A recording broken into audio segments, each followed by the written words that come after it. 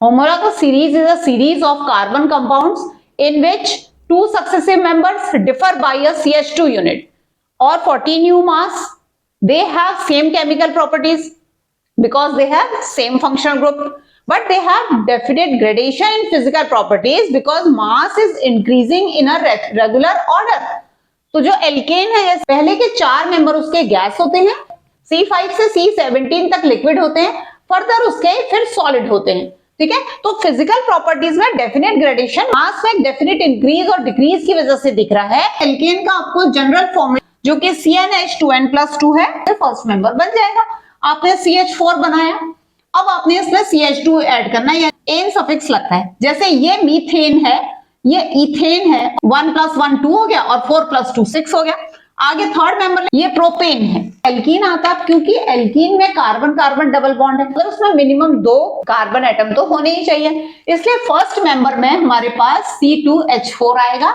General formula CnH2n है। First member C2H4 आ गया, अब हमने एक यहां ऐड कर दिया, 2 यहां ऐड कर दिया, इन सफिक्स है तो ये इथीन, प्रोपीन, ब्यूटीन। के बाद एल्काइंस पे आते हैं। एल्काइन का जनरल फॉर्मूला ये है CnH2n-2। यहाँ पर ट्रिपल बॉन्ड होता है और आइन आपका सफिक्स आता है, तो ट्रिपल बॉन्ड में आपको मिनिमम 2 कार्बन तो चाहिए, तो C2H2 पहला मेंबर है, C3H4, फिर इथाइन, प्रोपाइन और ब्यूटाइन। ये अल्कोहल है। OH आपका ग्रुप होता है और ओल सफिक्स लगता है, तो आपने पहला मेंबर में एक कार्बन कम से कम होना चाहिए, तो CH3OH, मैं हर बार CH2 ऐड करती जा रही हूँ। तो ये है methanol, phenol, propanol. Aldehyde, ketone और कार्बोक्सिलिक एसिड तीनों के पास ऑक्सीजन है। यहाँ पे क्या है, C डबल बॉन्ड O और यहाँ पे H लगा हुआ है। यहाँ पर जिस कार्बन में C डबल बॉन्ड O है उसके दोनों साइड कार्बन एटम है, और यहाँ पर जिस कार्बन में डबल बॉन्ड O है उसके एक साइड OH है, दूसरे साइड यहाँ पर आपका H या C कुछ भी हो सकता है। तो पहले मेंबर में हमने H लगाया तो HCHO बना, मीथेनॉल है,